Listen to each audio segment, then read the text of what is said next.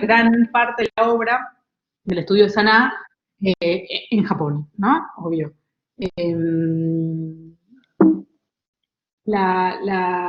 fue un viaje que no tuvo el objetivo inicial de ser lo que finalmente fue, que es una especie de corrida para que me entre en tiempo y poder lograr ver que se transformó en un momento en el objetivo del viaje, ver toda la obra que podía del estudio de Saná.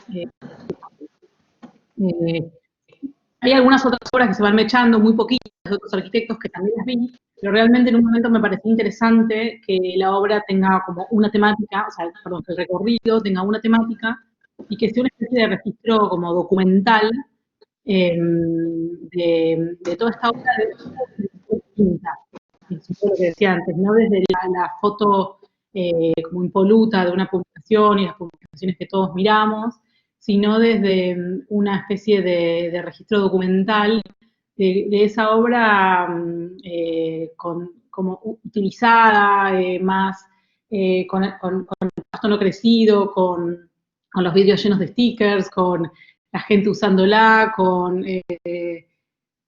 mudanzas, con refacciones en proceso, como con una suerte de escenas mucho más cotidianas y auténticas, y que en realidad me las fui encontrando, y en ese proceso de irmelas encontrando, me pareció como un documento muy, muy lindo y un registro muy especial.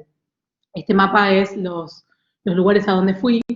Tengo un mapa más complejo, que era un poco la parte B del viaje, que bueno, por ahora está dilatada, para terminar de completar la obra del estudio en Japón. Bueno, esta foto es simplemente la primera foto que saqué cuando bajé del subte y estaba yendo al hotel. Y en realidad la pongo un poco para introducir a lo que va a ser después como todo el viaje, que es esta especie de como peculiaridad y heterogeneidad. Salí del subte y estaba esta mujer con el loro limpiando la vereda y me pareció como hermoso, heterogéneo, extraño. Estaba todo estaba ahí. Así que la primera obra que les voy a contar es una obra que queda en... también esta obra y la próxima que les voy a contar son dos obras que me las encontré, que no estaba en mi plan, en mi plan hacer este registro, por lo cual fue realmente o sea, salir a caminar, súper consciente de que en el momento iba a salir a registrar la obra del Estudio Saná y de muchos otros arquitectos, pero esta me la encontré. Salí a caminar, esta está en un barrio súper céntrico y bastante turístico de Tokio, es Carina Store, y es un local muy pequeño, que ya cuando veis caminando en esta ciudad, como les decía antes, como llena de casitas y huequitos y callejuelas, de repente aparece esta pieza como súper pura y tiene una malla de aluminio que genera un brillo como muy especial, muy particular y muy lindo. Bueno, esto es Carina Store, es la primera obra que vi de ella. Y después, un poco, después hay un registro que a mí me gusta mucho hacer, que empieza a ser como los detalles más pequeños de su obra, o sea, desde esta primera imagen como más lejana. Esta inclusive tengo pocas fotos porque realmente fue la primera que vi y ni siquiera tenía la intención de hacer este viaje que les conté. Pero bueno, ya en un momento les voy a contar cuándo es que dije, bueno, ok, va por acá. Pero bueno, algo que me empezó a parecer como muy lindo era esto, cómo se iban como viviendo estos lugares que, o sea, la gente pasa alrededor y claro, ni atento estaba de repente a esta obra algunas personas que la tenían como algo dentro de lo cotidiano y para mí era alucinante. Entonces, bueno, ahí se ve lo que les decía antes, es una malla de aluminio que toma todo el lugar y prácticamente no ves las uniones, que después yo me metí adentro para tratar de entender cómo lograban no ver ninguna unión, y era bueno a través de un sistema sencillo, pero muy elegante, de cómo lo iban trabando.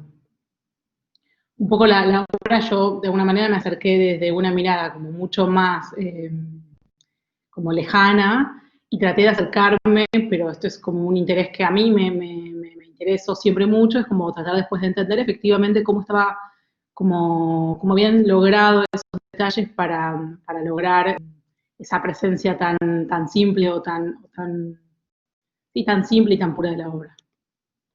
Y en el mismo recorrido, y en este mismo día, en este barrio que les comentaba que es como más turístico, donde es un barrio principalmente donde hay como muchos locales, aparece el local de Christian Dior, que también lo hace Saná. Tampoco tengo muchas fotos de esta obra porque estaba como en el mismo esquema. Fue el primer día que me fui a caminar y me encontré con estas dos obras. El edificio de Saná, de Christian Dior. Hay algo que después me llamó la atención de estas dos obras, que es que las dos no se mostraban hacia el exterior.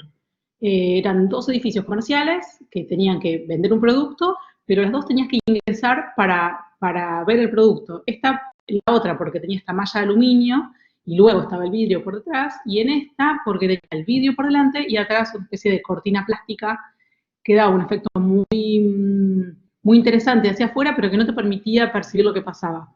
Entonces había algo de como obligarte a ingresar, que lo fui descubriendo después, un poco esta dicotomía, porque luego cuando les muestro la obra privada, de alguna manera pasa casi lo opuesto, que es que está totalmente expuesta.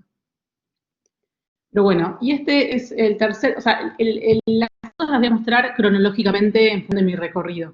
Este es el tercer edificio que fui, esto ya me levanté al día siguiente, le contaba a Ale que yo me levantaba muy temprano porque por la diferencia horaria, los primeros me levantaba muy temprano, y allá todo se inicia a las 10 de la mañana, entonces a las 6 de la mañana yo me levantaba y a las 7:30 ya estaba como empezando a recorrer.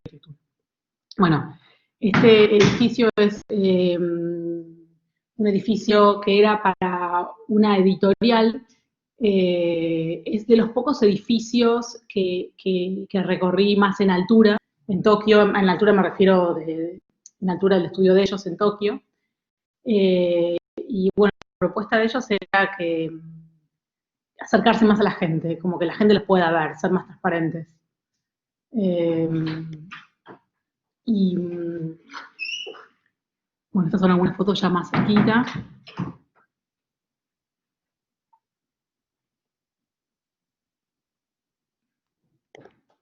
Sí. Acá de nuevo, acá pasa algo que, si bien quizás uno está acostumbrado a ver estos edificios y a ver esta obra que todos conocemos, que es una obra transparente y reflectiva, o sea, todos podemos como imaginarnos cómo es, pero realmente como luego en su sitio no está rodeado de todo esto, no es que Japón es todo vidrio y reflejo. Eso pasa en algunos lugares de Japón, pero en Tokio en particular es una arquitectura que se va como, es muy heterogénea, pero es una, o sea, no, es de material más bien exigua. Bueno, ahí se ve como esa contraposición. Entonces, estos edificios aparecen y se presentan y hacen como una disrupción alucinante, pero no por, a veces por contraposición, a veces también por el reflejo que generan frente a la arquitectura del entorno, pero es muy especial, es muy llamativo. O sea, vos venís caminando y ya de lejos la podés empezar a percibir. Bueno, este edificio, ellos diseñaron todo, las sillas, el mobiliario, digo, las mesas, el barcito, las plantas, todo lo fueron poniendo ellos. Y es un edificio que, si bien es un edificio de carácter privado, uno lo va recorriendo, es como que está abierto a que lo puedas recorrer, está abierto al público, desde un bar que hay en la planta baja, que es este. Esta es una foto de los detalles constructivos que les decía antes, que a mí siempre también me interesa conocerlos, verlos. Y después uno va recorriendo el edificio que tiene toda la estructura en el perímetro, por lo cual va permitiendo que las losas están recortadas de manera irregular, a través de como escaleras y patios, va generando como un recorrido vertical, angular, y te vas como, se va fusionando con los espacios como de uso de la empresa, como está recorrido de alguna manera vas pasando por esos lugares, gente ni te mira, es como que les parece como súper normal. hay una especie de redefinición de las nociones de espacio público y privado, es muy interesante. Pero bueno, acá lo que a mí me parecía como hermosísimo, eran como iban colocando, era como la sutileza como la belleza en sus pequeños, como en cosas muy sutiles, en las casitas que ponían, en una maceta, en la sillita que estaba detrás, que también es del estudio. Había algo que dentro de esta como pieza arquitectura imponente y fuerte, de repente le dedicaban también como mucho amor y tiempo a esas cositas, al diseño de una silla, a dónde la ponían, a cómo era. Eh, Había algo en recorrer todo eso y en ir encontrándote con estas pequeñas cosas que para mí terminaba de completar como algo que a mí particularmente me resultaba como muy emocionante eh, de toda esta obra.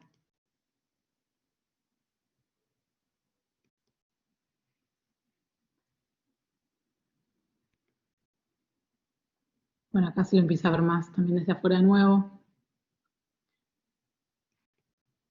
Y esta es Moriyama House. Esta obra, para mí esta obra puntualmente fue en la que definí hacer el viaje, dedicarme el viaje completamente a recorrer la arquitectura de Sanaa.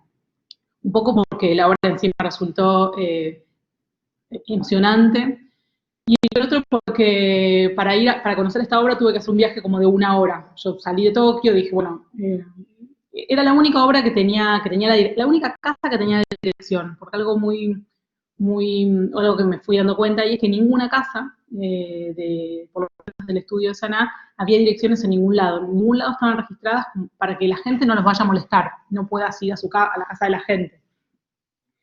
Y mucha obra del estudio Saná, o las obras que a mí más me interesan, eran viviendas unifamiliares. Entonces, era la única casa que tenía la dirección. Bueno, me fui para allá, me hice 1 hora de viaje. Ya cuando llegué a ese barrio, ya ahí entendí que la obligación de haber ido, o la obligación que yo me había puesto de haber ido hasta ahí para ver esta casa, me había hecho recorrer otro Japón. Había obligado a bajarme en un pueblito, en un barrio residencial que si no nunca hubiera ido, y, y era otro Tokio, era un Tokio más tranquilo, sin ruido, descubriendo huertas comunales, fui descubriendo un montón de cosas que me resultaron interesantísimas. Y particularmente cuando llegué a esta casa, la sensación de estar ahí, más allá de todo lo que todos conocemos de lo que implicó esta casa en relación a la vivienda, de nuestro siglo y de la arquitectura contemporánea, estar ahí fue de las cosas más calmas que experimenté. Era como si se vendría, o sea, hay algo de los reflejos que se armaban, del blanco, que cómo le daban la luz. Y es bastante grande el predio, o sea, grande en relación a Japón, ¿no? El predio de esta casa. Daba una sensación de absoluta paz, que creo que yo me senté 1 hora en una esquina a contemplarla, porque de verdad pasaba de todo, sin pasar nada. Y bueno, este era un cartelito que había en la esquina, porque evidentemente mucha gente iba, y esto que les decía, por eso es la única casa que encontrás la dirección. Después no están en ningún lado las direcciones de las obras. Y bueno, esta obra, cuento muy rápido de qué se trata, por si alguno de ustedes las conocen, sobre todo los alumnos que están en primer año. Es un encargo que hace el señor Moriyama a Nishizawa, o sea, a uno de los socios del estudio de Saná, eh, para hacerse una casa para él, pero que a su vez pueda alquilar varias partes. Entonces, él puede vivir en uno de estos, son 10 de estos cubitos que van variando su altura, él puede vivir en uno y el resto, pero también si él quiere usar 2, puede la casa transformarse en 2. Entonces, es una casa muy orgánica, muy flexible, se va como acomodando. Y los jardines están abiertos. Entonces, de alguna manera, acá de nuevo hay como una redefinición de la noción del espacio público y privado. Y, y hay algo que pasa en Japón que es como si no existiría el espacio, ni el espacio público, porque en realidad es como que son un montón de espacios privados que están segmentados, y se van apareciendo como estas callejuelas donde la gente se puede como meter, y se fusiona absolutamente el espacio público del privado. Y de alguna manera la noción de privacidad es distinta a la de Occidente y está dado por una conducta, por como la presencia en sí ya demarca algo. Entonces, lo que para nosotros, no sé, te metes por esos jardines y de repente está el baño, que el baño es hay algo que pasa en esta casa también, que es que ellos explotan de alguna manera el programa tradicional de la vivienda. Entonces, si ven cualquier croquis de esta casa, lo van a entender muy rápido. Entonces está el baño en un lugar, la cocina en otro lugar, el lugar para dormir en otro lado, y a partir de ahí va redefiniendo cómo es la vivienda y cómo es también no sé, yo lo entiendo como un futuro posible, como en Japón particularmente, ellos dicen que la ciudad va mutando todo el tiempo y que nosotros vamos cambiando todo el tiempo. Entonces, ya dentro de unos años no vamos a necesitar más la casa como la veníamos conociendo, y las familias van redefiniéndose, entonces hay algo de eso que se empieza a plasmar en esta casa. Te vas metiendo por esos jardines y de repente aparece el baño, y el baño es un cubo de vidrio y estás ahí. Yo, que me metí, de repente me encontré con el señor Moriyama a punto de entrar de su baño. Me di cuenta que era la única que me metía ahí, porque venía como absolutamente como equivocada de otra cultura, donde no meterse era parte de nuevo, de lo cultural, de la conducta, pero que si no, estaba absolutamente abierto. Y estas fotos más altas las voy tomando de edificios que me fui subiendo en el perímetro.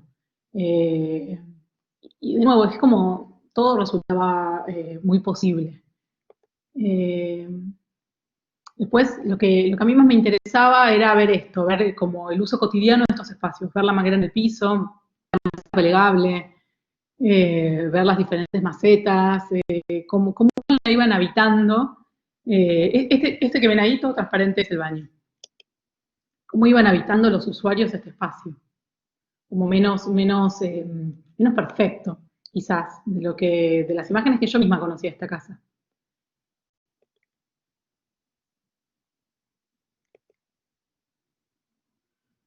Bueno, estas son, también a mí me iba interesando entender, que es algo que a mí me interesa mucho, es entender los pequeños detalles. Para mí la arquitectura se termina de poner o de hacer o de ser, o de entender la belleza, como yo veo la belleza, con esas pequeñas sutilezas, con se despega el suelo, la sombra que genera. Eh, Hay algo que pasaba también muy lindo, que es que realmente generaba mucha emoción y los materiales que usaba acá eran muy poquitos, y eran los que todos conocemos. Eran paredes murales pintadas de blanco, carpinterías de aluminio, solados siempre de cemento alisado. Particularmente las paredes de esta casa son de chapa, pero bueno, las posibilidades constructivas que hay en Japón son otras. Chapa me refiero a acero, por lo cual minimizaba el espesor de las paredes y maximizaba el espacio interior. Después estas cosas también era el jardín o el patio de una de las casas. Eh, Digo de una de las casas porque los patios en realidad son todo uno, pero están determinados, solo que ellos lo saben por el propio uso. Nada, estas cosas a mí me encantaban, ir descubriendo como... eh, también ibas viendo que los clientes de las obras de Saná no eran clientes cualquiera. Te dabas cuenta por esto, por ejemplo, por la elección de comprarse una silla de un diseñador, comprar la asignatura, la composición de estas pequeñas cosas tenían que ver también con cómo eran ellos y la elección de arquitecto y a qué cosas les interesaban. Esto es de nuevo registro de algunos detalles que a mí me interesaba tener como registro. Me interesaba tener porque son detalles que uno a veces, desde afuera, viendo estas obras, parecen como complejísimos o bueno, eso es Japón, es imposible para nosotros. Y de repente no, de repente hay detalles que son súper simples y yo los incorporo, incorporo como el aprendizaje, por un lado de lo que te llena de entusiasmo y ganas y te inspira, y por otro lado el aprendizaje muy puntual y específico de entender cómo efectivamente construyen algunas cosas y cómo desarrollan algunos detalles.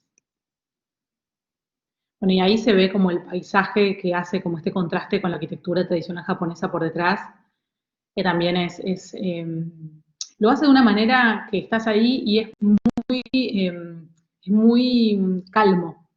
No hay una situación disruptiva, porque el resto de las residencias que van apareciendo también están como sueltas y superpuestas y con diferentes alturas. Entonces hay algo que es disruptivo, que sucede, que lo notas, pero que también es muy calmo.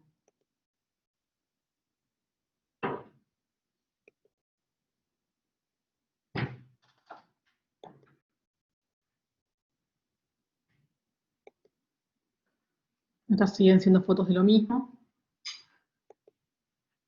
Y esta no es de Saná, la incluí porque o sea, yo recorrí varias otras obras y no las incluí, pero esta en particular la incluí porque me pareció que un poco tenía que ver, venía en línea. Esta es una obra de Sou Fujimoto, es la casa NA, y tenía un poco, nada, me pareció que venía como en línea de todas las obras que iba viendo del estudio y en una arquitectura más similar a quizás obras de Tadao Ando o Kengo Kuma, que me parecían que entraban en otro registro.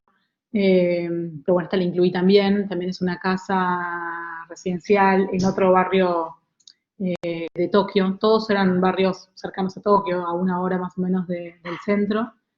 Eh, bueno, esta obra también la incluí, era muy particular también, sucedía algo acá de nuevo con lo heterogéneo de la casa en sí y lo heterogéneo de todo el barrio, de esta heterogeneidad que se iba como replicando, y de nuevo esta especie de alteración, o sea, de falta de privacidad, o falta de privacidad por cómo la conocemos nosotros acá en Occidente.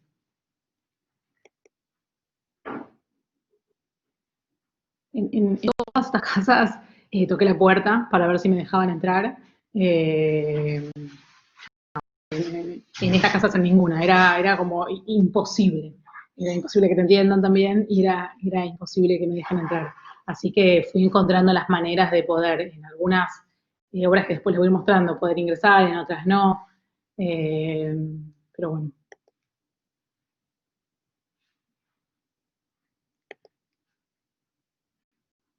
Esta foto me gusta porque de alguna manera esa especie de sensación como más caótica que aparece en la casa, que son como, no me acuerdo bien, pero como 20 y pico de losas, y la estructura expuesta y que esta sensación como, la estructura expuesta y todo lo que vas viendo por detrás, son como un montón de layers súper confusos, pero que en realidad tienen que ver con todo lo que está pasando, que son todos estos cables vistos, las casas de todas alturas distintas. Hay algo de esta foto eh, que es como lo que ves todo el tiempo, esta mezcla y esta especie de aparente caos eh, en estos barrios. Bueno, y esta es una foto, esta es la próxima casa que les muestro. Acá ya, las casas estas, ya la dirección no está en ningún lado, y le dedicaba, yo llegaba al hotel no muy tarde, porque estaba como muy cansada, porque había arrancado muy temprano, y esta foto en realidad la pongo porque es de nuevo, tiene que ver con esto de haberme alejado y haberme encontrado con estas escenas. Esto era una huerta comunitaria y me había parecido alucinante como propuesta de como urbanismo colaborativo y participativo. Y entonces tomé registro de esto y lo quería incluir porque para mí el viaje era ir descubriendo esto desde lo urbano, desde lo cultural, y esto me lo iba permitiendo realmente como el obligarme a ir a ver esta arquitectura, que estaba como fuera del circuito. Lo que les decía antes era la ubicación de estas casas no están en ningún lado. O sea, es muy difícil encontrarlas porque la gente no quiere que los molestes. Y, y lo fui detectando a partir de la planta de techos. Las plantas de techos de Sana en general son muy particulares. Se detectan rápido, obviamente rápido, después de, yo agarraba los mapas, agarraba el barrio donde, después de haber visto varias publicaciones, en algún lado nombraron el barrio donde estaba, iba buscando el barrio hasta que encontraba la planta de techos, me llevaba horas, pero luego terminé pudiendo armar un mapa completo de toda la obra a partir de esa búsqueda, que como material me parece que es muy valioso. Esta es la Casa de los Ciruelos, este es de Sejima, Esta casa no entré tampoco, tengo algunas fotos del exterior, y de nuevo, es una casa que todos conocen, está a diferencia de Moriyama, por ejemplo, pero como Moriyama es de Nishizawa, esta es de Sejima, si bien comparten el estudio, algunas obras no son de los dos. Y esta casa lo que hace es lo opuesto. Lo opuesto en sentido formal. Ella, en este caso, como compacta todo el programa en la mínima superficie posible para liberar el jardín, que es lo que le pedían los que la convocan. Luego tiene como complejidades muy particulares y súper interesantes, pero en sí creo que a lo, lo muy lindo de esta casa, o lo que a mí me pasaba, lo que a mí me interesaba, de ir descubriendo esos pequeños lugarcitos, como el donde ponían las cartas, el buzón, la masita que dejaban por fuera, cómo era la manija, que era como muy mínima, no tenía puerta, para permitir como la continuidad de este plano, sin que esté del plano blanco de la pieza, de cubo blanco, sin que haya elementos extras. Y las cosas que ponían por demás eran muy pequeñas. Y luego dejaron los árboles como estaban en el predio original. De alguna manera, este plano blanco permitía que los árboles se vean como mucho más, que se despeguen de alguna manera, o que por el contraste del blanco tenían como una imagen muy fuerte, muy nítida. A mí esta casa es como súper bella, y de nuevo me pasó algo parecido a esto de Moriyama, a realmente sentir como una paz cuando lo vas recorriendo, mucha calma.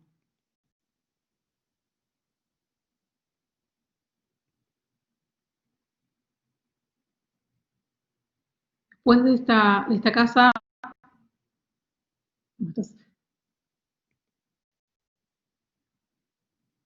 y de nuevo eso, de nuevo lo peculiar del uso de los lugares, de la manguera arrollada, las bicicletas apoyadas.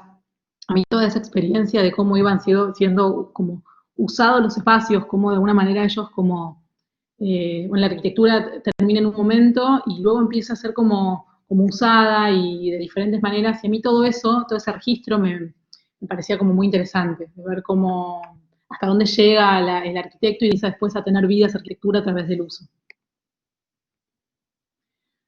Después de ahí, esta foto la pongo porque después de esa casa me fui caminando, me hice una caminata porque quería llegar a los apartamentos de Senju y tenía una caminata de 2 horas. No me quería tomar un metro ahí porque me parecía que era todo por un montón de barrios que no iba a conocer nunca si no los caminaba, porque eran barrios todos residenciales, extrañísimos y que estaban totalmente fuera de un circuito que yo me podía haber imaginado de hacer, de cualquier registro turístico y demás. Entonces dije, bueno, me voy caminando, y cuando iba caminando veo esta obra que me dio la sensación de que tenía que ser de alguien conocido, no la conocía, resultó ser una obra de Tadao Ando, y cuando toqué el timbre, me atendió una mujer y me dijo que era la residencia momentánea del señor Ito. Entonces yo nada, la puse porque me pareció, como dije, esto me pasó, o sea, era la casa en ese momento de Toyo Ito, que la había hecho Tadao Ando. No entré, pero me quedé un rato a ver si salía Toyoito. No salió. Pero bueno, la sumé al registro porque me pareció que, como parte de la experiencia de este recorrido, esta anécdota a mí me había conmovido, la verdad. Así que bueno, llegué a Senju, que es esta vivienda, en realidad es un conjunto de viviendas, eh, cerrado acá de nuevo, acá tuve que atravesar ese pequeño portón para, para llegar a visitar este edificio.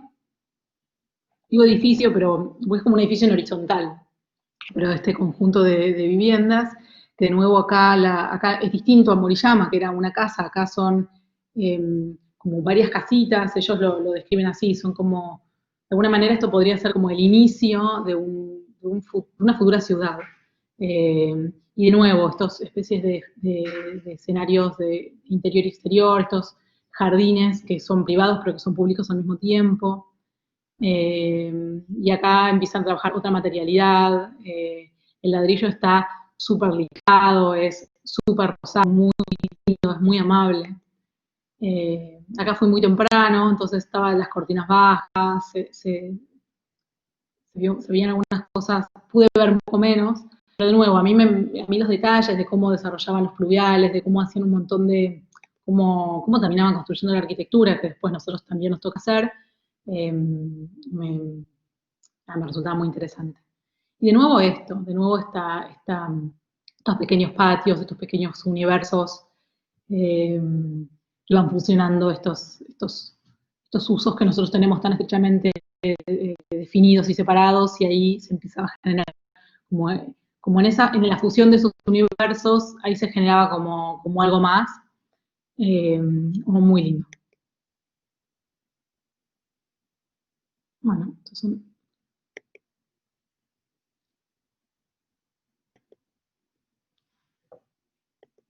después, ya volviendo al centro de Tokio, fui a visitar Small House, que esto es en Shibuya, en el centro de Tokio Nuevo, en el medio de la parte más densa. Acá también toqué el timbre, no me dejaron entrar.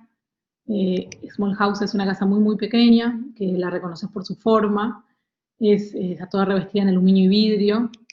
Está al lado de un pequeño lote que corresponde a un templo, por lo cual siempre va a estar como al lado de esta especie de placita. Ahí en Tokio no hay plazas, hay de repente unos parques enormes, pero no hay plazas. Y esta es una muy particular. También me encantaba esta perspectiva, como de nuevo, metida y sumergida en esta heterogeneidad y en esta regularidad como en el cual se iba a suscribir la arquitectura. Y como ir acercándonos y hasta que después estabas directamente ahí. La casa es muy, muy, muy pequeña. Eh, cada nivel es un programa distinto y luego de alguna manera el cerramiento va acompañando y va construyendo esta morfología.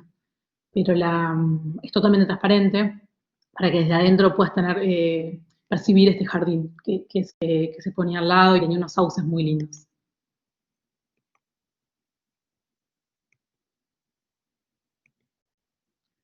Después la otra casa que estaba también en el corazón de Shibuya, en el centro de Tokio, es la House M, que es esta. Acá tampoco pude entrar, pero me quedé un largo rato afuera también y acá sí estoy viendo como ya la naturaleza había ido tomando la casa. Esta casa es una casa para unos músicos que tenían que tener como mucha, como absoluta aislación acústica, entonces está enterrada, tiene un nivel nada más que es lo que se expresa, después tiene unos patios, y esos patios tienen un cerramiento microperforado, entonces se va generando, lo fue tomando la naturaleza interna. Entonces de alguna manera ven que una foto que se ve mejor, que son los patios, y el patio tiene la misma chapa perforada y luego el resto de la casa no.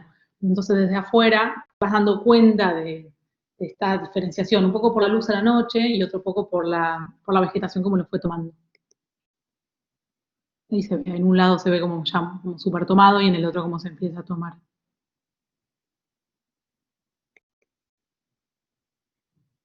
Y es Okurayama Apartments. Este de nuevo tiene una forma súper rara, o muy fácil identificarlo en la planta de techos. Y es un edificio de viviendas.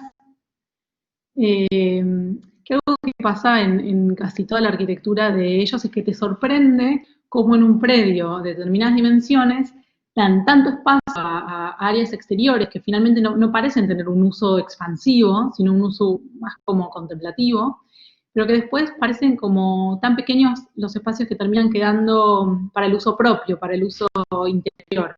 Es muy raro eso, llama mucho la atención. O sea, finalmente logran obras bellísimas, pero estos lugares, los livings, los espacios de estar eran súper reducidos y a costa de, o por, eso era, o sea, eran súper reducidos, pero los espacios exteriores eran tal vez el mismo tamaño. Y el uso que tenían del que ven acá, dejar la bici, caminar, entrar, contemplar. llamaba mucho la atención. Después cuando vas entendiendo un poco la cultura de ellos, parece como mucho más natural. O sea, la importancia que tiene para ellos contemplar la naturaleza valida y justifica esto que pasa. Acá me metí en estos departamentos, estaba en una obra, lo estaban reformando, así que me dejaron entrar. Creo que tengo algunas fotos. No, ahí está. Pero la cocina tenía esta forma, como súper extraña y difícil de usar y incómoda quizás. Y esta era la cocina y donde yo estoy parada era el living, que no era mucho más. Y enseguida mirás para afuera, tenías un aire enorme y resultaba difícil entenderlo. Pero bueno, es culturalmente muy distinto. Este era otro de los espacios. El señor que me dejó entrar. Esa es la terraza y yo estoy parada en el living y más atrás mío está la cocina.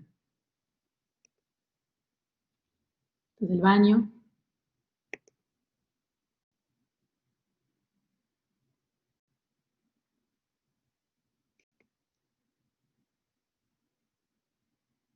Y algo que creo que comenté en Moriyama, que es de nuevo lo mismo, los materiales y los recursos materiales son siempre los mismos, paredes pintadas de blanco, ventanas con marco de aluminio, ubicadas bastante estratégicamente para el baño de luz que hace en el interior llena de luz. Todas las obras que fui nunca estaban prendidos los artefactos de luz, siempre estaban llenas de luz, que tenían que ver con cómo ubicaban las ventanas y las dimensiones para lograr algo de privacidad por un lado, o lo que yo comprendía como privacidad, y para que realmente con solo esa luz y los materiales, o sea, y el reflejo sobre el blanco, porque en general las superficies siempre eran blancas, y a veces tenían hormigón, a veces no, pero blanco, luz y hormigón, y a veces, en este caso en particular, las paredes de hormigón.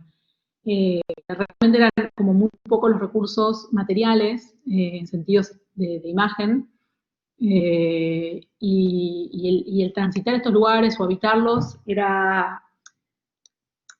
Yo siempre sentía que era como una alteración emocional, como que había algo que te pasaba desde la emoción, desde sentirte muy confortable, sentirte muy en paz.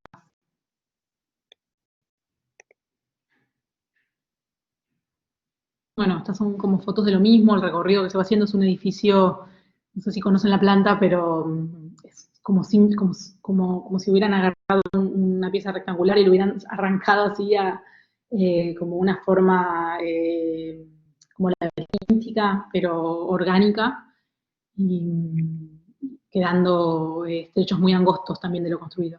Bueno, esta es una foto del estudio de ellos. Yo ya me estaba yendo de Tokio y dije, bueno, voy al estudio de Sanaa, hice todo este recorrido, me voy al estudio. Bueno, me fui para allá, no me dejaron entrar, es un galpón, donde están todos ahí como trabajando, no sé si se llega a ver ahí, entré muy poquito, ahí había una madera y dijeron, no se puede entrar, tenés que sacar cita, así que me fui, pero lo sumé al registro. Y ahí me fui a Kanazawa, estas son un poco fotos desde el tren, llegando a Kanazawa, atravesando los Alpes. Estuve acá, bajé un rato en este pueblo, que era en realidad el lugar donde iba inicialmente en el viaje, yo me iba a hacer un curso de arte a este pueblo, a Chiricahuagó, y bueno, el viaje cambió su objetivo, pero también lo pongo porque después cuando llego a Kioto, la arquitectura es otra, y también hay una obra de Sanaa que les voy a mostrar que tiene mucho más registro o más que ver con la arquitectura tradicional japonesa. Esto es en Kanazawa, que es donde está el Museo del Siglo XXI. Es un museo, es una pieza formalmente totalmente, puramente circular, toda cristalada. Y luego las salas son opacas y van teniendo las alturas que va requiriendo cada sala y se van como distribuyendo internamente y van generando como alrededor de estas salas el recorrido. Acá de nuevo es un recorrido que es privado para el museo, pero que es público, porque no tenés que tener un ticket para recorrer por alrededor. Sí tienes que tener un ticket para ingresar a una sala. Y está puesto en un jardín muy, muy lindo, es uno de los jardines más lindos de todo Japón, que está lleno de cerezos, que es ese árbol que ven ahí.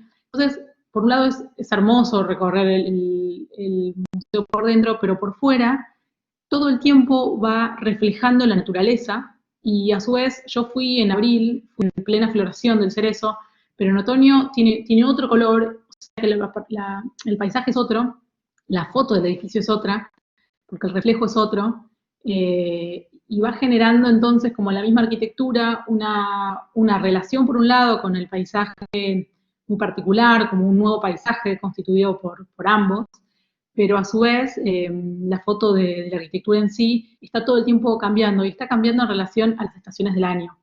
Y eso es algo como, o sea, las estaciones del año y lo cíclico es algo que es prácticamente en lo que se basa la cultura japonesa. Ellos no tienen un encare lineal de la vida, sino que es circular. Y eso tiene que ver con la naturaleza. Bueno, acá de nuevo, como lo mismo que les contaba recién, no sé si se ve bien en la foto, pero es absolutamente puro, como es un reflejo como muy, no sé la palabra, es un reflejo muy nítido el que se ve esa.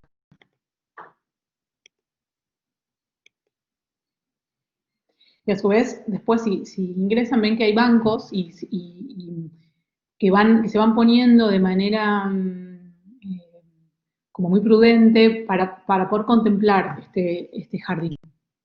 Entonces ya es una obra de Leandro Ehrlich adentro del museo. Esto es adentro del museo.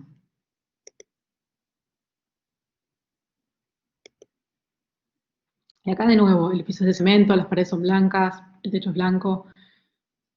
En general, la estructura tratan de como llevarla al mínimo de su expresión posible. Estas son unas columnas de acero coladas.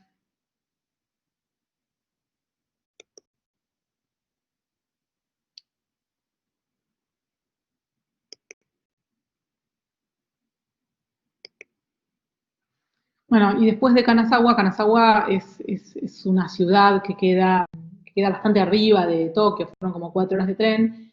Y después para volver a Tokio me di cuenta que en el viaje de vuelta podía bajarme en una especie de pueblo que era en la mitad de las montañas, pero que era un pueblo donde por algún motivo que desconocía habían puesto en medio de la nada un museo, que era que era el Museo Senju, que era una obra de Nishizawa, eh, para la obra de este artista. En Karinazawa era la localidad, era en el medio de la nada, era un lugar donde van algunas familias japonesas a pasar el fin de semana. Eh, bueno, y este museo lo que iba haciendo iba copiando la forma del solado, era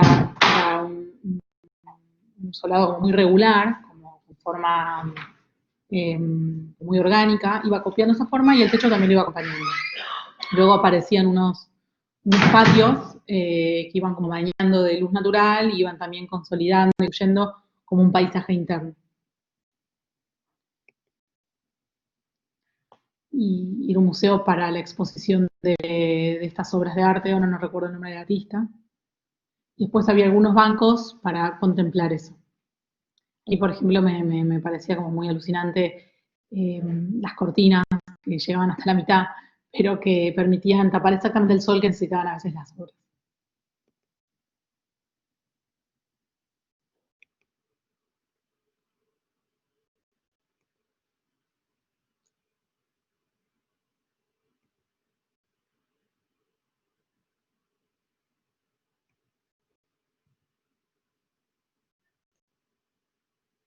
Y acá ya volví a Tokio, y este es un bar de Gokuma. Creo que también lo puse porque había algo de la condición material que me empezó a interesar mucho. acá era un bar todo hecho de papel de arroz y rodeado de la naturaleza y cómo ingresaba bueno, los reflejos del paisaje a través de esa cubierta, que la puse porque nada, eran como parte de todo este ruido como sensorial que me resultó muy único. Este es Gardena House de Nishizawa. Este de nuevo fue como muy difícil de encontrar porque era tan pequeño que no lo encontraba en ningún lado. Y este era un edificio muy chiquitito que encargaron dos mujeres para, el objetivo era poder trabajar y dormir, era una casa pero a su vez un estudio. Y es un edificio que prácticamente no tiene cerramientos, o sea, el cerramiento y la privacidad está dada por la vegetación. Entonces acá de nuevo aparecía esta especie de situación como heterogénea, como una anulación de lo privado, no existía un límite franco y una relación con la naturaleza como sin jerarquías. Entonces el espacio que uno llamaría de uso propio o que acá llamaríamos de los propios es muy chiquito. O sea, el edificio es muy chiquito, pero a su vez el espacio cerrado es más chiquito aún. Quedan espacios muy pequeños a costa de estos jardines que por un lado proporcionaban su existencia, o sea, que haya una abundante vegetación y a su vez generaban la barrera visual o de privacidad hacia el exterior. De nuevo, a mí particularmente todo lo que iba sucediendo, como esas baldositas, porque esas baldositas no las pone el arquitecto, esas son las baldositas que luego viene quien lo habita y las va colocando y cómo, y las necesidades a subir ahí, pero a su vez doblar para o llegar al edificio, o llegar a hacer, y del otro lado libera para un pequeño jardín. A mí todo ese universo, como lo que sucedía después de la arquitectura o después de que nosotros como arquitectos nos vamos, a mí todo eso me resultaba muy interesante, el apropiamiento de los espacios por los usuarios. ¿Y cómo sucedía acá? ¿Cómo acompañaba también la arquitectura? Esta es una foto desde atrás. Acá me subí a la terraza de un edificio de atrás para poder sacar estas fotos. Sería como el contrafrente del edificio. Y esto ya llegando a Kioto. Kioto que tiene un paisaje mucho más tradicional, de techo dos aguas, de bueno, tejados, como están viendo en esta foto. Y tiene un montón de parques. Esta es como la imagen que vas viendo todo el tiempo en el recorrido de la ciudad de Kioto. Y en esta ciudad fui a ver la única obra del estudio que hay, que es Nishinoyama, y que retoma un poco esta especie de tradicional casa japonesa, de que son como, inclusive muchas veces son mucho más de un techo para una, o sea, más, si bien los techos son o dos o cuatro aguas, en general una sola casa tiene más de un techo, tiene como varios techos. Entonces, este complejo de viviendas, que se llama Nishinoyama, son, si no me equivoco, unas 10 viviendas, pero hay como 21 techos o 20 y pico de techos.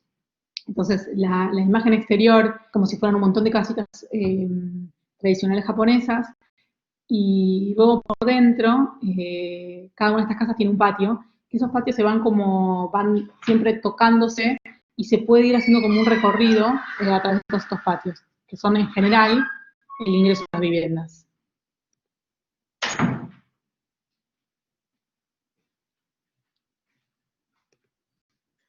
Acá de nuevo, los baños, por ejemplo, vos salís de un patio y de repente accedes a otra vivienda, están todos como tocándose y no están tocando por un límite, sino que los puedes recorrer y de repente aparece un baño. Yo estaba recorriendo los patios y me encontré directamente con la posibilidad de tomar esta foto.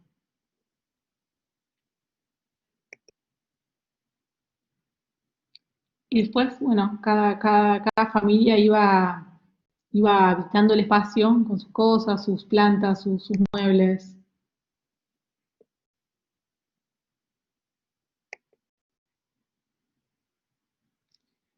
Los materiales exteriores eran aluminio, perfilería metálica,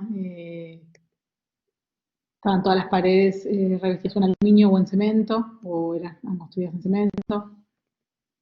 Y después había un juego de reflejos muy lindo, porque la mayoría de los cerramientos verticales maximizaban su superficie de espejo, perdón, de vidrio, y entonces, como eran un montón, y estaban puestas de manera que aparentemente muy caótica, pero iban generando como una suerte de reflejos infinitos.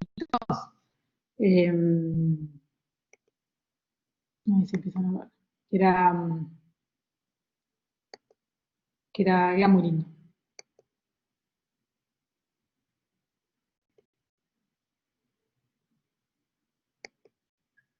Acá de nuevo, a mí realmente lo que más me fue interesando era la apropiación del espacio.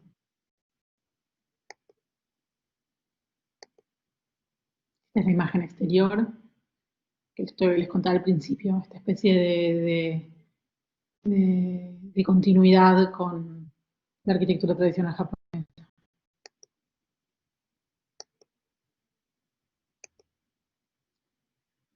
Y esto ya yéndonos de Kioto, nos vamos para Okurayama. En Okurayama crucé a las islas del Mar Seto, y en las islas del Mar Seto hay un desarrollo que un grupo de inversores contrataron a Tadao Ando para tomar unas islas que ya habían sido que habían entrado en decadencia después de una crisis económica muy fuerte en Japón. Eran unas islas que funcionaban a partir tenían una gran industria y prácticamente todos los habitantes de la isla trabajaban para esa industria. Cuando esa industria se cae, la isla terminó quedando como vaciada, con muy poca gente. Estas islas las toman y hacen un desarrollo artístico. Entonces, Tadawando se llama, hay varias islas, Nishizawa, Teshima, Inujima, convoca a varios arquitectos y artistas a intervenirlas. Y de los arquitectos que convoca está el estudio Saná, por un lado hay obras que hace solo Sejima, y otras obras que hace solo Nishizawa, en esta isla. Vos llegás y el puerto tiene un edificio que es de ellos, es como una terminal, que es esta terminal, es la terminal de Port 1. Allá a lo lejos se ve una obra de Fujimoto. Toda la isla está intervenida por obras de arte y por diferentes arquitectos. Puntualmente esta isla que llegamos está toda intervenida por Tadao Ando, pero tenía el puerto que hizo Estudio Saná, que es una obra como muy liviana, muy etérea. Los únicos tabiques que la van sosteniendo son de espejo, por lo cual desaparecen. Entonces la imagen es de como un gran techo, las columnas son muy, muy pequeñas, y luego los tabiques desaparecen en su propio reflejo. Pero después, de nuevo, esta foto de cómo efectivamente ese espejo necesita limpiarse y de repente se pone en manifiesto que existe, es cuando a mí me parece que cobra otro color todo esto y lo hace más bello. Esta es la imagen. Estas fotos pongo muy poquitas, son partes de la obra de Tadao Ando que hay en esa isla.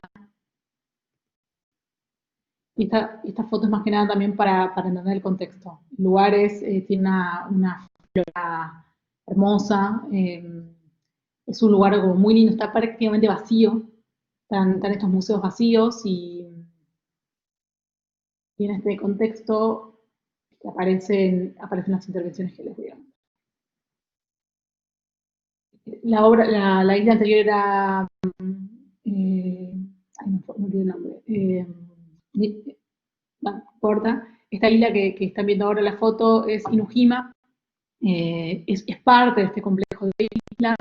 Puntualmente Inujima se lo da Tadao Ando íntegro a Kazuyo Sejima, y ella hace alrededor de la isla un juego de intervenciones. Ella, en vez de construir acá un edificio, por ejemplo, como Tadao Ando hizo en la isla anterior, en Nishizawa, la isla anterior, se llama Nishizawa, hace el Chichu Museum, hace varios museos que tienen con mucha impronta. Ella en vez de hacer eso, lo que decide es poner en valor lo que ya hay. O sea, la isla anterior habían prácticamente como las casas que ya no tenían mucha importancia, han sido como barridas y se había construido como un museo importante. Y después, obviamente, habían quedado como una parte de las casas de la isla.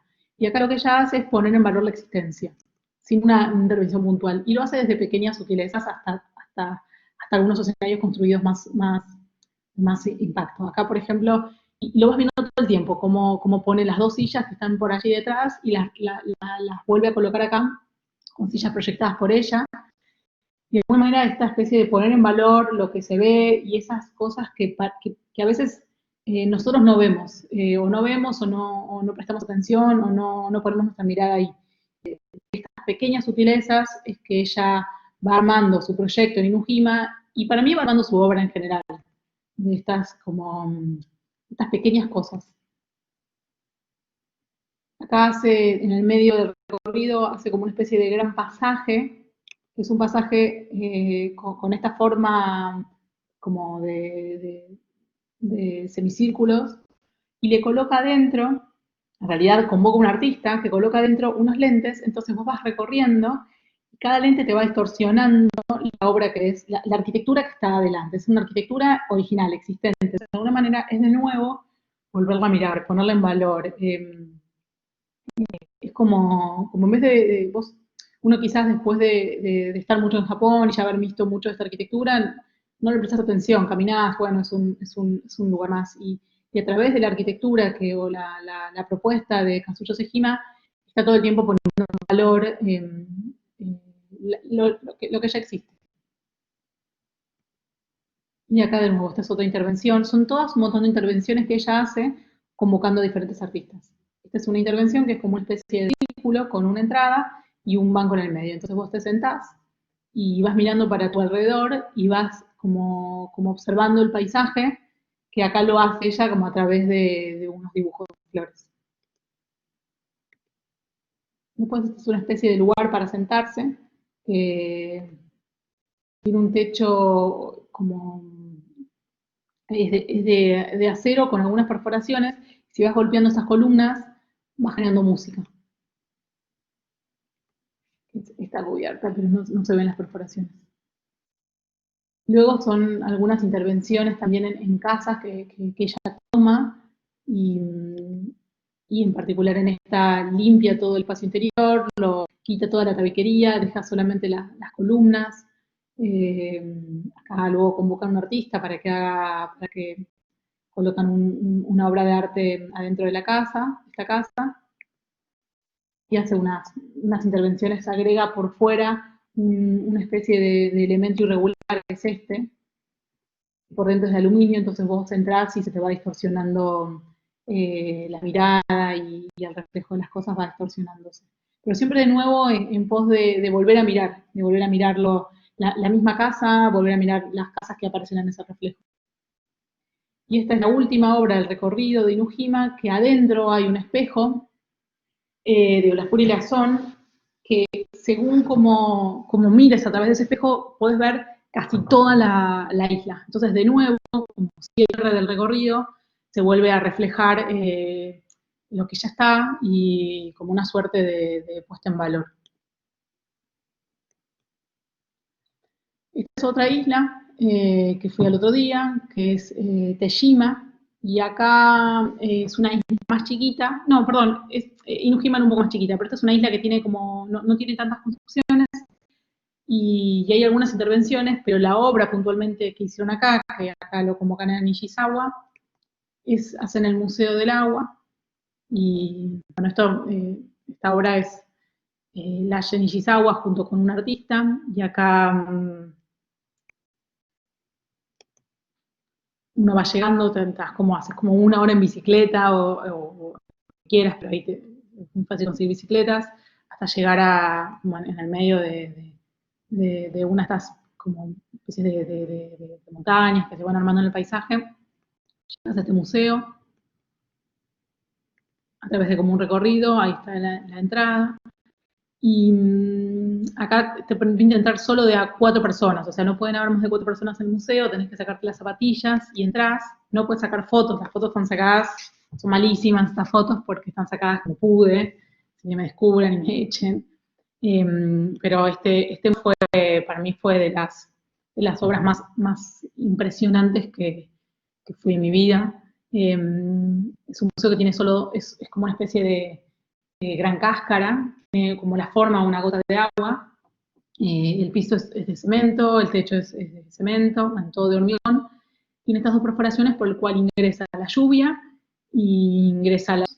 Y luego tiene el solado como una suerte de pequeños agujeritos por los cuales como salen agua, como si viene agua de la napa y se empiezan a mover por el piso y generan que la luz que ingresa los refleja en el techo y está todo el tiempo, hay como un dibujo del agua en la cubierta. Después están esos pequeños hilos que ven ahí, que hay muy poquitos, que son los que coloca el artista, que es Reinato, y se mueven un poquito con el viento. Entonces, como hay como la naturaleza desde cómo la ves, el reflejo que hace con el agua y el dibujo nuevo que genera, y el viento y la sutileza de cómo mueve estos hilos. Yo acá fui, apenas llegué, que habrá sido a las 11 de la mañana, y fui cuando cerraba a las 5 de la tarde, para poder verlo en los dos momentos del día. Creo que había un colegio, un grupo de chicos.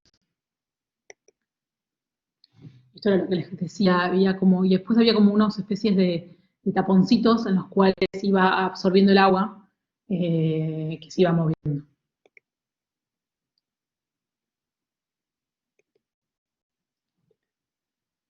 Es una imagen desde afuera. Y este era el shop del museo, ahí al lado. Esta era una obra de arte, no recuerdo el nombre de la obra, que estaba en el mar, y vos para ingresar al museo tenías que estar como obligado a hacer un circuito, un recorrido. Y había un momento en que te ponían un banco y te sentabas en el banco y veías esta obra. Estaba puesto especialmente para eso. Bueno, y acá termino. Che, qué linda charla, impecable, la verdad me encantó el viaje, el recorrido, era como estar ahí, muy, muy lindo. Muchas gracias. No, no, lindísimo, lindísimo. Me parece que iniciás como una serie de charlas de viajes que me parece que están buenas, ¿eh? Que invitar a un Dale. arquitecto a contar un viaje, creo que es Está una bueno. cosa, me parece, toca de otro lado, que solo no que mostrar la obra que está re bueno, pero entendés como ese precedente, entendés como una cosa cultural que la completa, está re bueno. Bueno, buenísimo. Nada, muchas gracias de nuevo y nada, Un gusto. nos vemos pronto. Dale, dale. Chao, Ana. Un beso grande.